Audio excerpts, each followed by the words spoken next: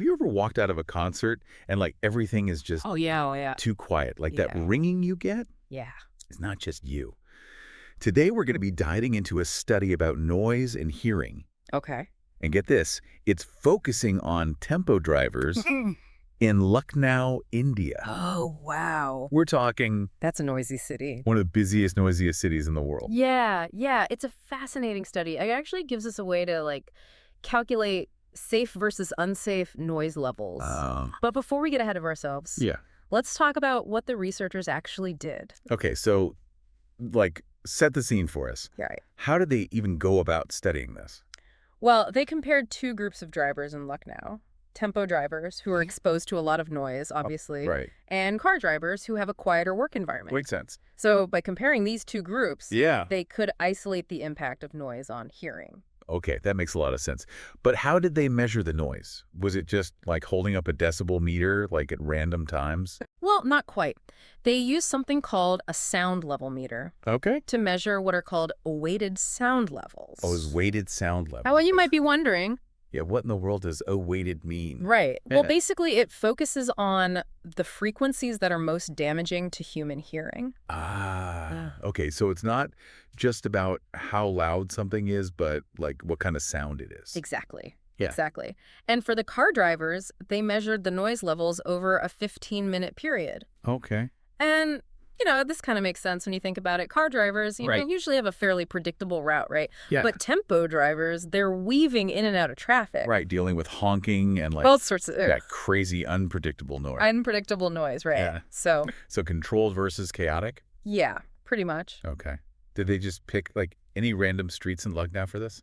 They actually chose their routes very carefully. Okay. They wanted areas where, like, the types of vehicles on the roads and the traffic patterns hadn't changed much over the years. Right. So, To keep it consistent. yeah, to make sure that the noise levels were relatively consistent. That's smart thinking. Yeah. All right, so spill the beans. What did they find? Was all that city noise actually impacting the driver's hearing? Well, the average noise level for diesel tempos was 86.26 Okay. dBA. All right. And for CNG tempos, it was 83.99 dBA. Got it. Compare that to the cars, which averaged 74.63 Wow. dBA. So Yeah. that's a pretty significant difference. Yeah, it's definitely noisier in a tempo. Right. No surprise there. Yeah. But was that difference enough to actually affect their hearing? To answer that, they Yeah. looked at something called cumulative noise exposure, or CNE for short. Where? Got it. It's basically a way of taking into account both the loudness Right. and the duration And- of noise exposure that someone experiences, Yeah. throughout their career. Right. Think of it like this. Okay. Every time you're exposed to loud noise, it's like adding a drop of water to a bucket. Oh, I like that. Eventually, like that that. bucket is going to overflow. Right, right. So were the tempo drivers' buckets overflowing? Here's the thing. Yeah. Their CNE was significantly higher than the car drivers Okay. across Across the board. all age groups. Wow. And that's where things start to get really interesting. Okay. We're talking about a potential link between all that noise Right. and hearing loss. Okay, I'm definitely seeing the connection now. But how could they be sure that the noise was the culprit? Right. After all, hearing naturally declines as we age. Right. You're right. That's a crucial point. Yeah. To figure out if the noise was actually causing hearing loss, Right. they had to take age into account. Yeah. And that's where the next part of the study comes in. Okay. They actually conducted hearing tests All right. on the drivers. Makes sense.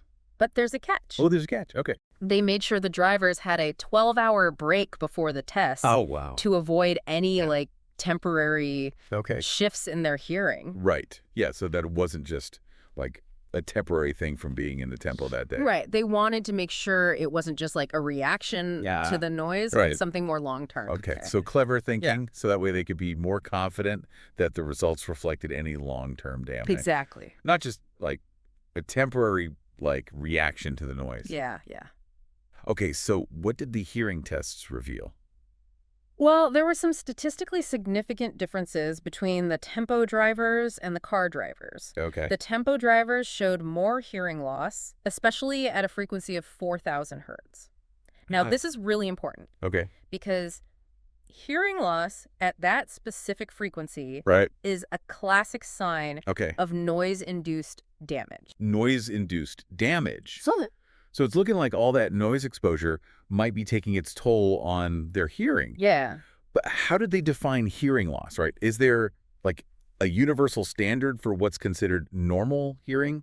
It's not quite that simple. Okay. There are actually different organizations that have different criteria Right. for defining hearing loss. Okay. This study considered three main ones: the World Health Organization, Right. or WHO, Right. the National Institute for Occupational Safety and Health, or NO, Okay. and the Occupational Safety and Health Administration, OSHA. or OSHA. They Yeah. each have their own Right. specific ways of measuring and defining hearing loss. Okay, so it's not as straightforward as just saying, yep, that's hearing loss. There's a whole science behind it. Yeah. So how did the researchers figure out which of these criteria, like, best explained the hearing loss they were seeing in the tempo drivers? That's where things get a little more complex. Okay. They use something called a regression analysis. Okay. It's a statistical technique that helps you understand Yeah. the relationship between different variables. Right. In this case, they wanted to see how well they could predict hearing loss Yeah, based on a driver's age and their CNE. got it. And what they found was fascinating. The NIOSH's criteria did the best job of explaining the relationship between hearing loss and CNE. Okay. In fact, it accounted for 68.1% of the variation in hearing loss among the drivers. 68.1%. That's huge. So it's not just like a hunch. There's a real measurable impact of noise exposure on hearing. Exactly. But remember how we talked about age-related hearing loss? Right. They had to sort of separate that out to really isolate the effects of the noise itself. Right, because we don't want to just jump to conclusions. Right. So how did they manage to do that? Well, they cleverly used the data from the car drivers. Okay. Remember, they're our quieter group, to sort of establish a baseline for age-related hearing loss. Right. They also factor in research from another study by Yeah. Doty and colleagues, which provided even more insights into how hearing naturally changes over time. So they essentially created like a control group for age. Exactly. That's a really smart way to like make sure they were focusing on the impact of the noise specifically. Exactly. And this brings us to one of the most compelling parts of the study. Have you ever heard of a dose-response curve? That rings a bell, but like refresh my memory. Okay, so it's essentially a graph Okay. that shows you how the risk of something, in this case hearing loss, increases as you're exposed to more and more of something else, which would be noise in this case. Okay, so like the more noise you're exposed to, the higher your risk of hearing loss. It's just a visual representation of that relationship. You got it. And the curve they created in this study had some really eye-opening findings. Okay. It showed that up to a certain level of cumulative noise exposure, about 121 dBA, Okay. there wasn't any measurable hearing impairment in the drivers. So there's like a threshold where things take a turn for the worse. That's exactly what they found. At 133 dBA and above, every single driver, 100% of them had some level of hearing impairment. Wow. Okay, 100%. That's a serious tipping point. It is. It's a big difference. Yeah, so it seems like staying below that 121 dBA mark is like critical for protecting your hearing. Yeah, absolutely. And the researchers took it a step further. They actually developed two equations based on their findings Okay. that you can use to calculate what they call safe and unsafe noise levels. Wait, equations. That sounds pretty high tech. I'm intrigued. I know, right? Yeah. It's like having a superpower to predict how noise might affect you. Right. So the equation for unsafe noise level looks like this. Unsafe noise level, dBA, 4.335 LN, lifetime noise exposure duration in hours, plus 133.02. Okay, I'm not a math whiz, but I think I can handle that. Sure. So you plug in how many hours you think you'll be exposed to a certain noise level, and it spits out a number and tells you if it's in the danger zone. Precisely. And then they also have an equation for safe noise level, which is safe noise level, dBA, level 4.335 LMN, lifetime noise exposure duration in hours, plus 121.02. This is amazing. You could use these equations to like make informed decisions about protecting your hearing. Right. Whether it's at a concert or using power tools or even like just in your daily commute. Yeah. It's like having a personalized noise risk assessment tool right at your fingertips. I know, isn't it fascinating? Man. And that's what makes the study so impactful. It's not just about like understanding the problem. Yeah. It's about giving you the tools to actually take control of your own hearing health. It's empowering, really. Yeah. This study has given us so much to think about, from the concept of cumulative noise exposure to those like incredible equations that can help us make smarter choices about protecting our hearing. Absolutely. Right. But even with all this groundbreaking research, we have to remember that every study has its limitations. Good point. What were some of the things they couldn't account for in this study? Well, one thing they acknowledge is that they only focused on occupational noise. Okay. The noise that the drivers were exposed to as part of their jobs. Right. They couldn't measure all the other noises they encountered in their daily lives, Right. like, traffic noise while they're off duty, or even like listening to music through headphones. So the equations are a great starting point, but in reality, our total noise exposure is like likely even higher than what the study captured. Exactly. And that just reinforces how important it is to be mindful of noise levels in all aspects of our lives, Right. not just at work. It's like a holistic approach to hearing health. We need to be aware of the noise around us, Yeah. make conscious choices about how much we're exposed to, and take steps to protect ourselves when needed. You've hit the nail on the head. Yeah. This study isn't just about tempo drivers in Lucknow. It's a wake-up call for all of us. Right. We need to start paying attention to our soundscapes Yeah. and taking proactive steps to preserve our hearing.